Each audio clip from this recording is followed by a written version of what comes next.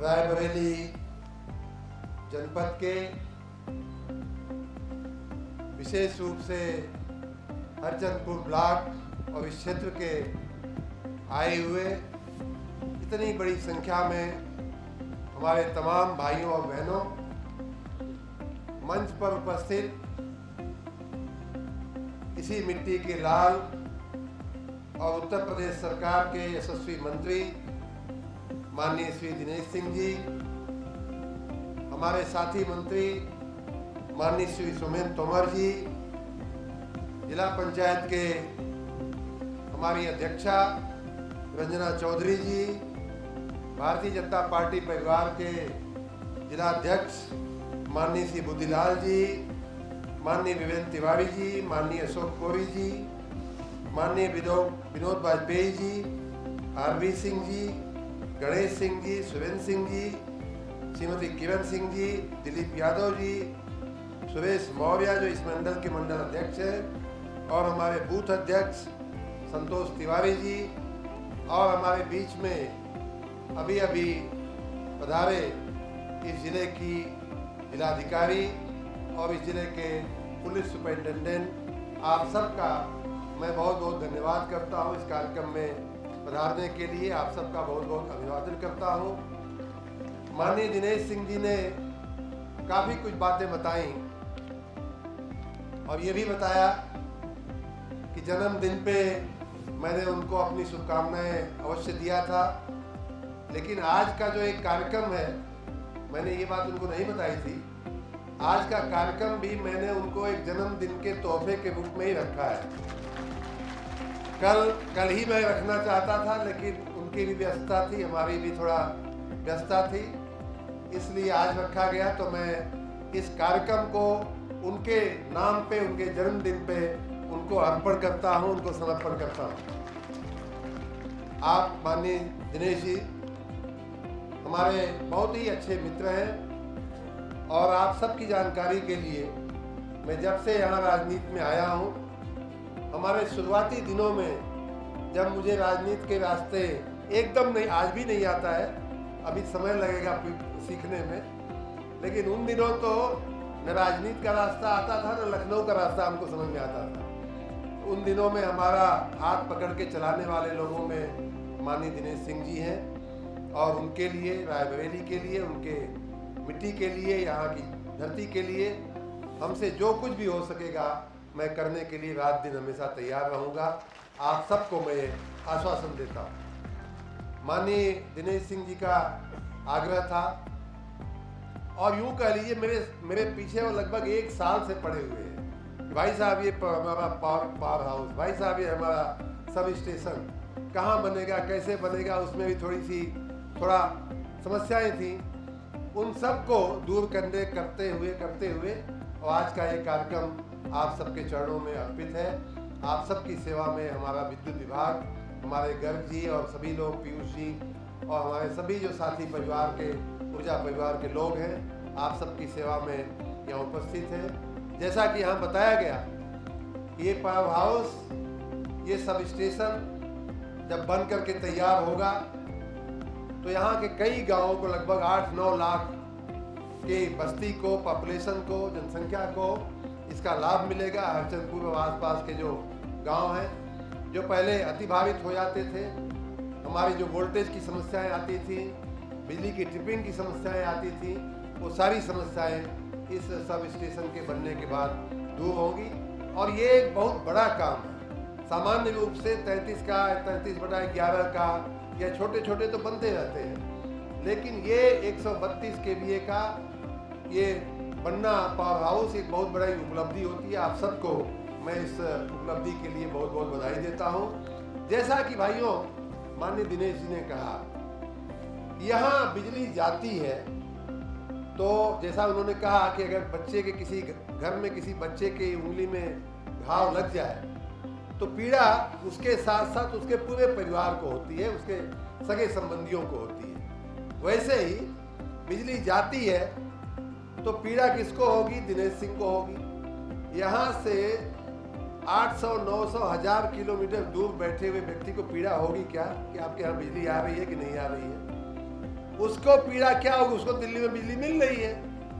तो इसलिए दिनेश सिंह की जो पीड़ा है, जो आदमी गांव में रहता है, जैसा उन्होंने कहा, इसी रास्ते पे ये जब रास्ता नहीं बना था, नंगे पांव चले हैं, चप्पल को हाथ में लेकर के चले हैं, साइकिल को कंधे पर लेकर के चले हैं, उस व्यक्ति को आपके यहाँ जो माताएं बहनें बैठी हैं, जो भाई बैठे हैं, हमारे बड़े बुजुर्ग लोग बैठे हैं, आपके गांव में रास्ता है कि नहीं?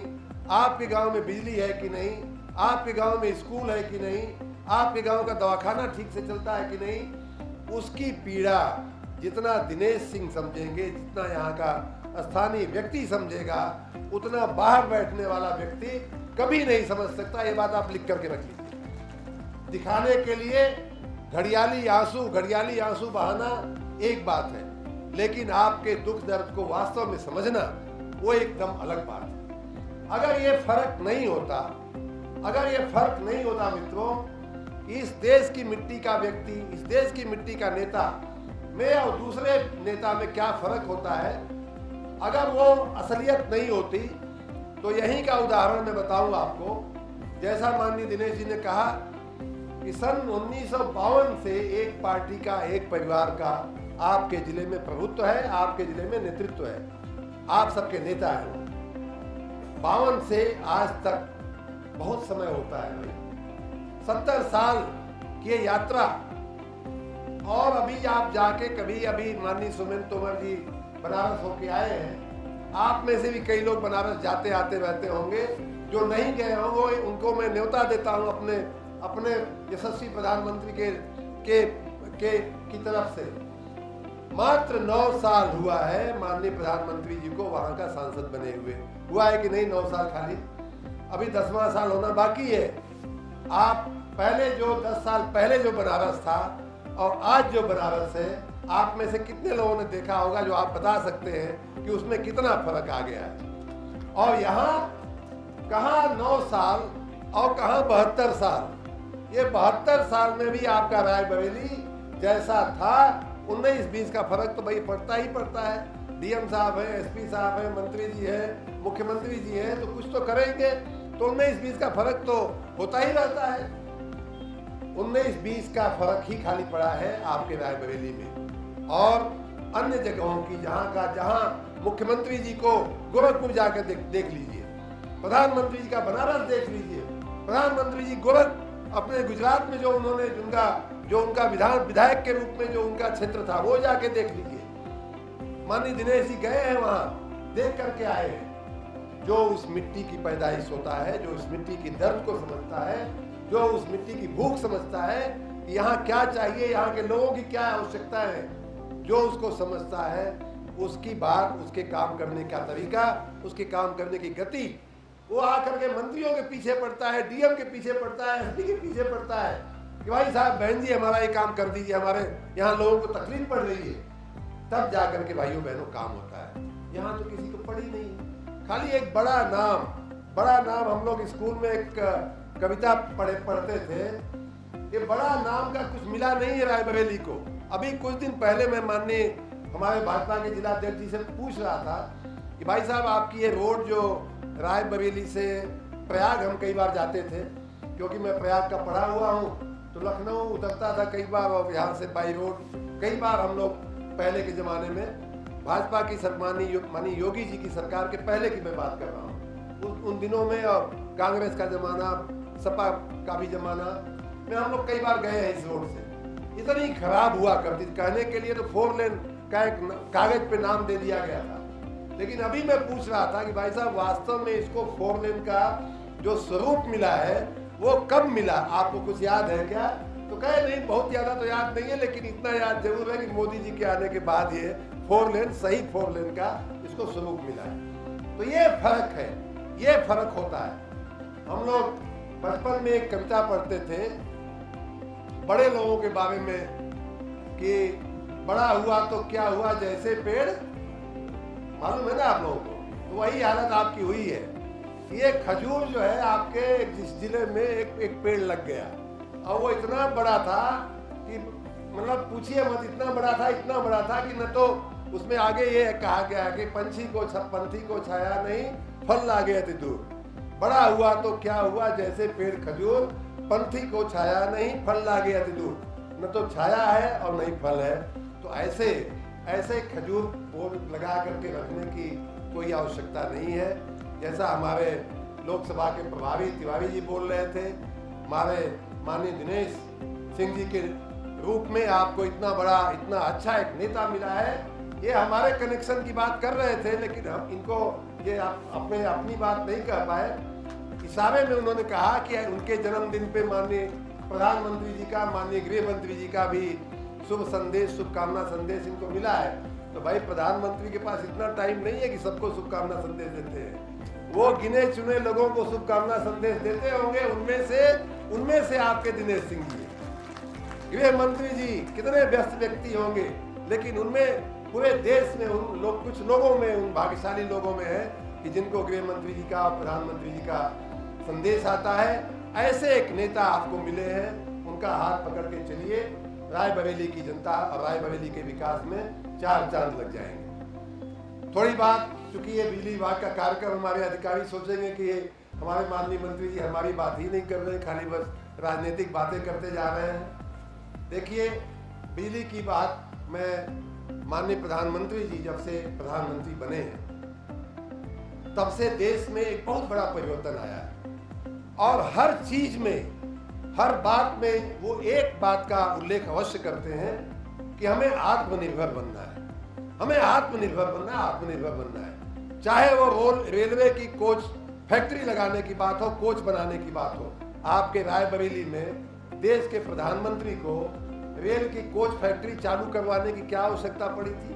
वो चाहते तो कहीं और लगवा लेते, और या वो चाहते तो जो पहले की परंपरा कांग्रेस की सरकारों में चल रही थी, वो परंपरा क्या थी कि एक सैनिकों के पहनने की वर्दी और बूट से लेकर, जूते से लेकर के रेलवे के इंजन, रेलवे के कोच, सब कुछ बाहर से, विदेशों से आता था। भाइयों बहनों, माननीय, मैं उस कार्य का साक्षी हूँ। उनके साथ मैंने प्रधानमंत्री कार्यालय में काम किया पहले ही दिन से। उस बात का मैं साक्षी हूँ कि प्रधानमंत्री बनने के साथ ही उन्होंने पहले सेना वालों को बुलवाया गया, हम लोग रेलवे वालों को बुलवाए कि भाई आप ये बताइए, बाकी बातें तो हम बाद में करेंगे, लेकिन आप ये बताइए कि क्या क्या सामान आप लोग विदेशों से ले आते हो, ये बताओ। तो सेना में लगभग 300-350 की लिस्ट मिली हम लोगों को, और वो छोटे सामानों की, बड़े सामानों की तो बाकी 200 की लिस्ट थी। छोटे सामान का पहनने का, सैनिकों के लिए चश्मा, सैनिकों का हैट, सैनिकों का ग्लव्स जो हाथ में ठंडी में पहना जाता है, सैनिकों के बूट, सैनिकों की वर्दी, ये सब भी विदेशों से आते थे। कांग्रेस की 70 साल 60 साल की सरकार का ये नतीजा था। हम लोगों ने कहा, माननीय मोदी जी ने कहा, प्रधानमंत्री जी ने कहा कि कल से ये बंद होना चाहिए। हमारे देश की फैक्ट्रियों में अब वर्दी बनेगी। हमारे यही आगरा में बूट बनाने वाले, चमड़े का काम करने वाले लोगों के फैक्ट्रियों में हमारे सैनिकों का बूट बनेगा। 50 फैक्ट्रियां बनाएंगी, 100 फैक्ट्रियां बनाएंगी। जिसका माल अच्छा लगेगा उसका माल सेना खरीदे, क्या दिक्कत है? अभी मैं आगरा जिले का भी प्रभारी हूँ। मैं जितनी बार जाता हूँ आगरा, उतनी बार वहाँ के चमड़े का काम करने वाले लोग, बूट बनाने वाले, चप्पल बनाने वाले लोग आकर के हमारा धन्यवाद करते हैं कि साहब आपने प्रधानमंत्री कार्यालय में माननीय मोदी जी के नेतृत्व में आप लोगों ने काम किया, उससे हमारी रोजगारी जो है बढ़ गई है, हमारी रोजी रोटी अच्छी चल रही है। ये दर्द होता है देश के वास्तविक प्रधानमंत्री, हमारे अपने प्रधानमंत्री, अपने देश की चिंता करने वाले प्रधानमंत्री। और इसी चिंता के तहत आपके रायबरेली में वो रेल कोच फैक्ट्री जो वर्षों से कुछ नहीं हो रहा था, जिसमें उसका कार्यान्वयन हुआ है कि नहीं हुआ है। यहाँ का बना हुआ कोच अब विदेशों से आने के बजाय अब हम लोग इस स्थिति में हैं कि यहाँ का, बनारस का बना हुआ कोच और इंजन जो है हम लोग दूसरे देशों को देने की स्थिति में आ गए। 70 साल की कांग्रेस की सरकार में मैं एक और उदाहरण आपको बताऊं। कोरोना के समय ऐसा स्थिति, भयावह स्थिति हमने देखी है कि आप जो कोरोना में मुंह पे जो आप मास्क लगाते थे, हाथ में जो ग्लव्स पहना जाता था, जो वेंटिलेटर हम लोगों के, हमारे आपके जीवन की रक्षा के लिए चाहिए था, एक भी सामान उसमें से भारत में नहीं बनता था। भाइयों बहनों, इसका मैं स्वयं साक्षी रहा हूं। और इतनी चिंता हुई हम लोगों को कि अरे इतना बड़ा देश, 140 करोड़ के देश को हम कैसे संभालेंगे अगर एक भी सामान यहाँ नहीं बन रहा है तो। और उसी आत्मनिर्भर भारत के एक नारे ने, आत्मनिर्भर भारत के माननीय प्रधानमंत्री जी के एक संकल्प ने 3 महीने के अंदर अपने देश में वो स्थिति पैदा हो गई कि भारत जो है उन मास्क और छोटे मास्क और ये जो वेंटिलेटर जैसी छोटी चीजें तो छोड़िए, हमारे देश की बनी हुई दवाएं, हमारे देश की बनी हुई वैक्सीन जो है विदेशों में निर्यात हम लोग करने की स्थिति में आ गए। तो जब करना होता है तो ऐसे ही होता है। उसी कड़ी में ऊर्जा विभाग, बिजली जो है वो भी उसी माननीय प्रधानमंत्री जी के उसी देशभक्ति वाले कार्य, राष्ट्र हित वाले कार्य का एक नमूना मैं बताता हूँ। बिजली की बड़ी कमी थी पूरे देश में। आप जानते हैं कि 70 साल की ये जो सरकारें थी उनमें बिजली कब आती थी कब जाती थी कह पाना मुश्किल था।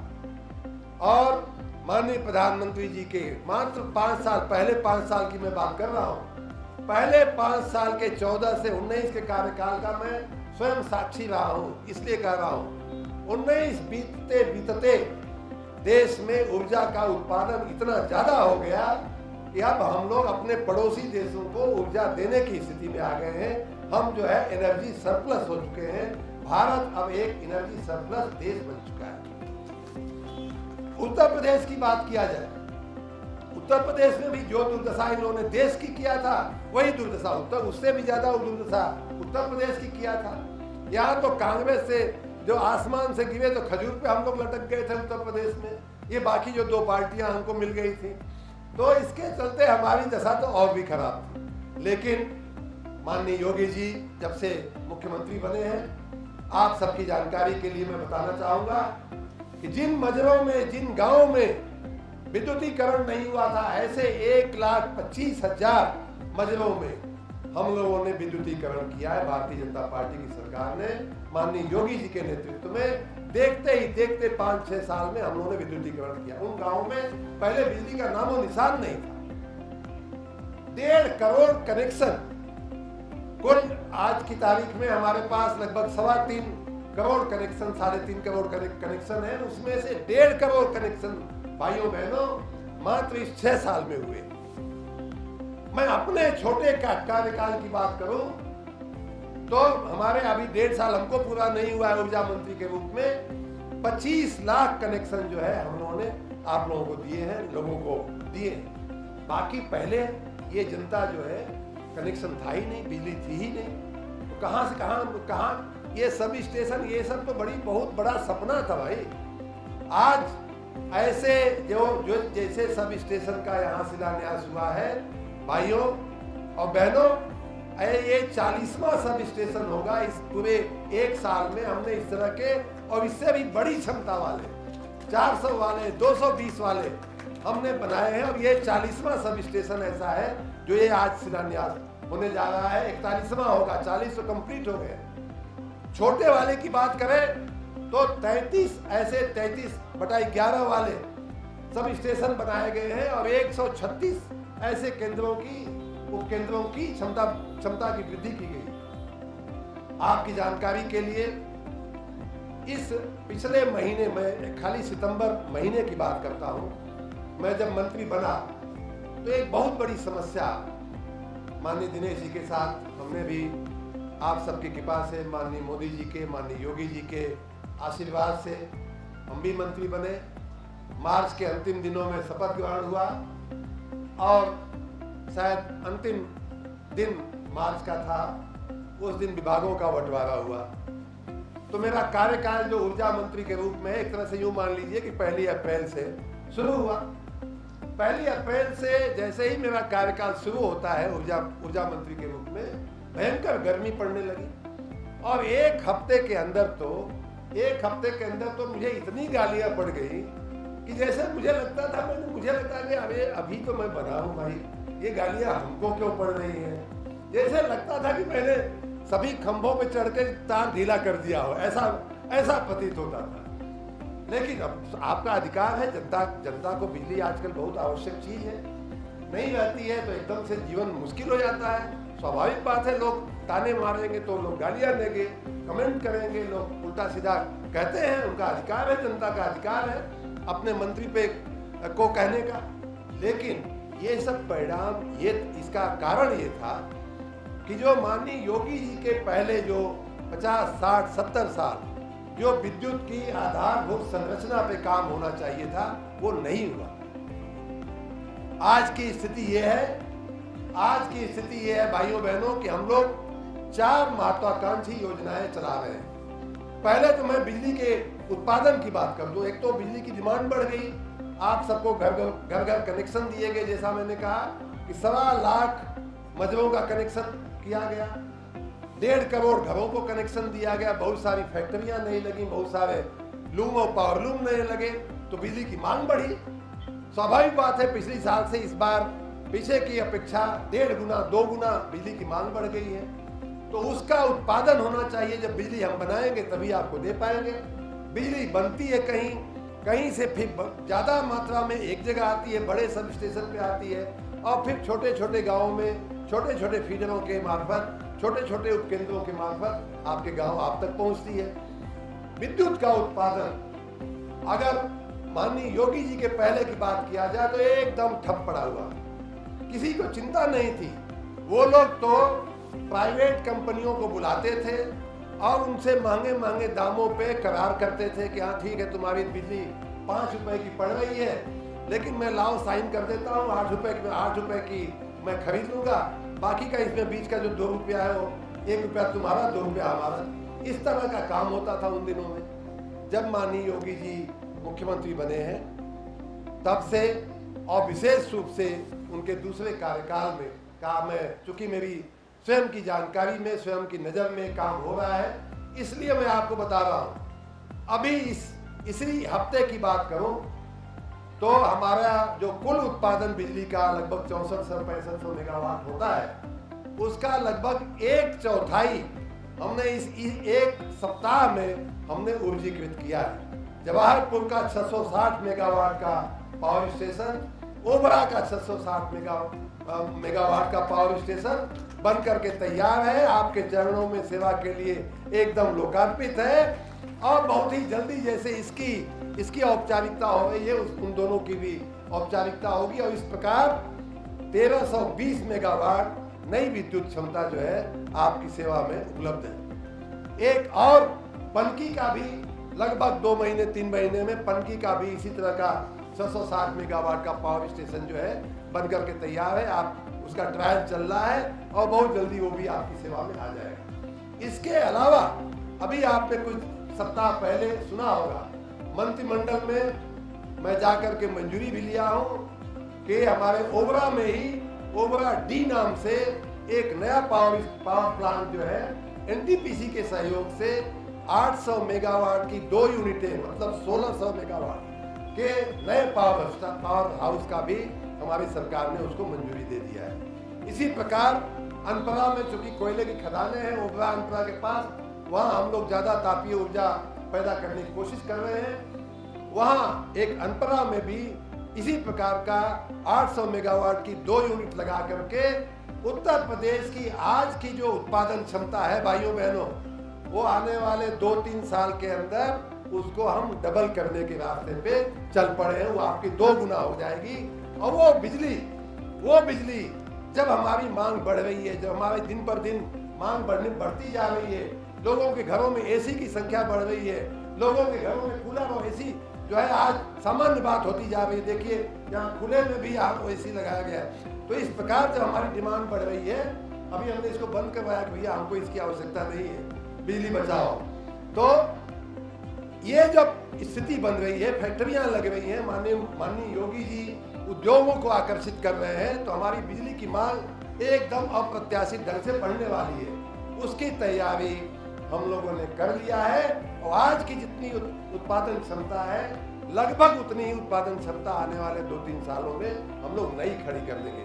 और उसी के ये तो मैंने तापीय ऊर्जा की बात किया, अनपरा, ओबरा, जवाहरपुर, पनकी, उसी प्रकार सौर ऊर्जा के क्षेत्र में भी हम लोग बहुत तेजी से आगे बढ़ रहे हैं। पिछले 60-50 साल में जितनी सौर ऊर्जा का उत्पादन होता था 2100 मेगावाट के आसपास, 2150, उसका 10 गुना, अरे 10% हमने सोलर ऊर्जा का उत्पादन मात्र इस 1.5 साल में अपने कार्यकाल में शुरू करवा दिया है। और बहुत सारा, एक बहुत बड़ी क्षमता सौर ऊर्जा की भी आपके सेवा में समर्पित होने जा रही है। हम लोग उस दिशा में काम कर रहे हैं, सोलर प्लांट बना रहे हैं। आपके घरों पे, रूफटॉप पे सोलर का बड़ी उत्पादन क्षमताएं बना करके उसमें भी किसानों के खेतों में हम लोग ऊर्जा उत्पादित करके, सौर ऊर्जा उत्पादित करके आपके बिजली की समस्या को हमेशा के लिए उत्तर प्रदेश की जो सबसे बड़ी चिंता आज के दिन में बनी हुई है, उसको हम दूर करने की दिशा में भाइयों बहनों आगे बढ़ रहे हैं। एक और उदाहरण आपको बताऊं, मैं पिछले 1 साल की खाली बात कर रहा हूं, लगभग 1 लाख नए नलकूप के कनेक्शन किसानों को आपकी सेवा में खेती के लिए दिए गए। लगभग रोज का अगर मैं कहूं तो रोज के लगभग 5,000, महीने के लगभग 5,000 कनेक्शन जो है वो नलकूपों के दिए जा रहे हैं। घरेलू कनेक्शन की अगर मैं बात करूं, घरेलू कनेक्शन जो है वो महीने के लगभग 1-1 लाख कनेक्शन जो है वो हर महीने दिए जा रहे हैं। अभी आप में से कई लोग हमको मिलते हैं और कहते हैं कि भाई साहब खंबे, बांस बल्ली के खंबे लगे हुए हैं, तारों की हालत जर्जर है। यहाँ भी आपके मन में बहुत चल रहा होगा कि मंत्री बोले जा रहे हैं हमारे गांव का जो तार है वो तो एकदम जर्जर है, वो तो कब छू जाएगा, कब टपक जाएगा, उसका कोई भरोसा नहीं है। आप लोग सोच रहे होंगे कई लोग इसमें से। लेकिन आपकी जानकारी के लिए मैं बता दूं कि ये जो बांस बल्ली के खंबे हैं, जो जर्जर तार है, हमारे अधिभावित ट्रांसफार्मर है, हमारे अधिभावित इस तरह के विद्युत उपकेंद्र हैं, इन सब को दुरुस्त करने का एक बहुत ही बड़ा भगीरथ कार्यक्रम हम लोगों ने हाथ में लिया है और आने वाले 3, 4, 5 महीने के अंदर ही आपको उसका सुखद परिणाम मिलने लगेगा। कई गांवों में आपने देखा भी होगा कि तार बदलने का कार्यक्रम, खंबे बदलने का कार्यक्रम ऑलरेडी चल भी रहा है। और आपकी और जानकारी के लिए मैं बताऊं, पिछले महीने की मैं अगर बात करूं, सितंबर महीने की, तो लगभग 1 लाख खंबे जो है, जो बांस बल्ली वाले और टूटे फूटे जो खंबे हैं, 1 लाख खंबे हम लोगों ने बदले। हजारों किलोमीटर जो लाइनें, जो तार जो है जर्जर लटके हुए, कब छू जाएंगे नहीं मालूम पड़ता है। ऐसे तार जो है, हजारों किलोमीटर तार बदलने का एक बहुत ही बृहद कार्यक्रम हमारी योजनाओं में चल रहा है। हमारी इस समय 4 योजनाएं प्रमुख रूप से आपकी सेवा में अर्पित है। उसमें से एक रिवैम्प योजना, मैं इसलिए बता रहा हूं कि आप लोग अपने अपने क्षेत्रों में, माननीय महानुभाव लोग भी यहाँ बैठे हुए हैं, सब लोगों को मैंने, माननीय विधायकगण को, मंत्री जी को, सांसद जी को, सबको, MLC साहबान को, सबको मैंने कल पत्र भी लिखा है कि हमारी ये योजनाएं चल रही हैं। आपकी जानकारी के लिए मैंने सबको कहा है कि ये योजनाएं चल रही है, कृपया आप अपने क्षेत्र में ध्यान दे करके ये काम करवा लीजिए। आपको भी मैं बता देता हूं कि हमारी एक रिवैम्प योजना है जिसको RDSS योजना भी कहते हैं, वो लगभग 3-4 महीने से चल रही है, जिसमें मैंने बताया कि 1 लाख खंबे जो है उसमें बदले गए। तारों की मैं अगर बात करूं तो खाली 1 महीने में, सितंबर महीने की मैं बात कर रहा हूं, लगभग 6,000 किलोमीटर के तार और जर्जर तार बदले गए। किलोमीटर, 6,000 संख्या नहीं, किलोमीटर में मैं बात कर रहा हूं। अगर फीडर की बात करूं तो लगभग 555, क्या लगभग 650 फीडर बदले गए हैं, जिनको आप कहते हैं कि वोल्टेज डाउन हो रहा है, वोल्टेज अधिभावित हो गया है हमारा फीडर। ये सब कुछ सारे के सारे कार्य जो है वो RDSS योजना में भाइयों बहनों चल रहा है। अब आपकी जिम्मेदारी ये है कि वहाँ के JE को पकड़िए, वहाँ के AE को पकड़िए, वहाँ के एक्सियन को पकड़िए और कहिए कि भाई साहब, आप बाकी जगह तो काम हो रहा है, हमारे गांव में भी आप देख लीजिए, हमारे गांव का काम भी करवा दीजिए।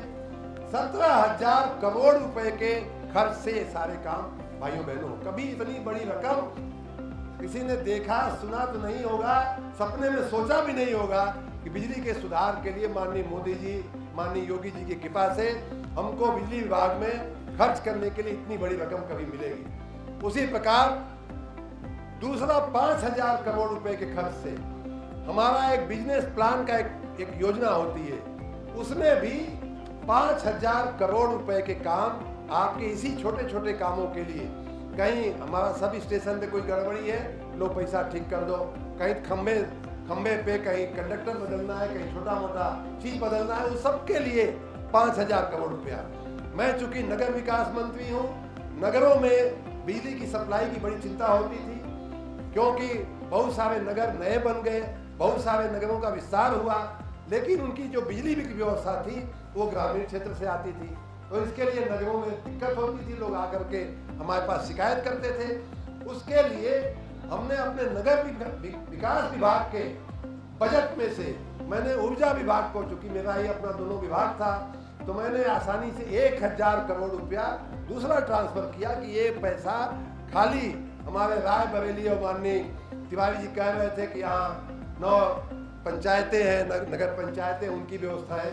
तो ये सारा का सारा काम लगभग 23,000 से 25,000 करोड़ रुपए का काम इस समय बिजली विभाग का अलग अलग मदों में, अलग अलग क्षेत्रों में बांस बल्ली के खंभे बदलने से लेकर के तारों को ठीक करना, एबी केबल लगाना, आपके ट्रांसफार्मर को की क्षमता बढ़ाना, नया करना, ऐसे उपकेंद्र बनाना, भाइयों बहनों, बहुत ही बड़ा काम इस समय हो रहा है। तो जहां एक तरफ हम लोग उत्पादन को डबल करने के, 2 गुना करने की तरफ बढ़ रहे हैं, वहीं अपनी जो आपकी ट्रांसमिशन की जो डिस्ट्रीब्यूशन की जो क्षमता है उसको भी हम बढ़ाने की तरफ बहुत तेजी से आगे बढ़ रहे हैं। मेरा अपना सपना है, आप सबके आशीर्वाद से मेरा अपना सपना है, संकल्प है कि बहुत जल्द ही हम ये रोस्टर वाली व्यवस्था को खत्म कर देंगे।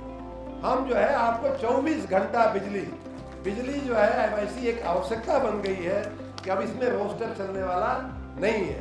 क्योंकि होता क्या है, 6 घंटा रोस्टर का कम गड़बड़ हो गया और उसमें अगर कोई आसानी खराबी हो गई तो बाकी 3 घंटा, 4 घंटा, 5 घंटा उसमें चला जाता है।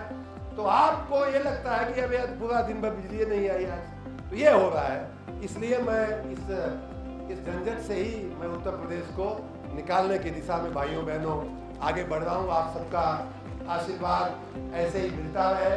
आज मुझे बहुत खुशी हुई है कि आप लोग इतनी बड़ी संख्या में सुबह सुबह आकर के माननीय दिनेश सिंह जी के आह्वान पर, और हम सब उन्हीं के आह्वान पर यहाँ आए हैं। नहीं तो अभी हमारे बगल में बैठे हुए हमारे माननीय मंत्री जी, जो राज्य मंत्री जी हैं, अभी हमारे कान में कह रहे थे कि भाई साहब ये लखीमपुर खीरी जिले में भी इसी तरह का उपकेंद्र बन के तैयार है, उसका भी जरा उद्घाटन कर दीजिए चल के, आप कह रहे थे ना। तो ये दिनेश सिंह जी का प्रेम है, ये मैंने आज मैं आपको कह के जा रहा हूँ। ये मैंने आज खाली एक उपकेंद्र का, विद्युत उपकेंद्र का शिलान्यास नहीं किया है, उत्तर प्रदेश की विद्युत में आत्मनिर्भरता का मैंने आज शिलान्यास किया है। और आने वाले दिनों में इस तरह के बहुत सारे उपकेंद्र पिछले साल, 1.5 साल की मेहनत का परिणाम है कि जहां एक तरफ तार ठीक हो रहे हैं, जहां एक तरफ खंबे ठीक हो रहे हैं, वहीं एक तरफ बड़ी क्षमता के जो उपकेंद्र हैं उन पे भी बहुत तेजी से काम हुआ है और हो रहा है। उनका भी अब एक बड़ी श्रृंखला है, लगभग हर जिले में इस तरह के उपकेंद्र बन करके तैयार है। उनका भी किसी का शिलान्यास, किसी का लोकार्पण, किसी का उद्घाटन होता रहेगा।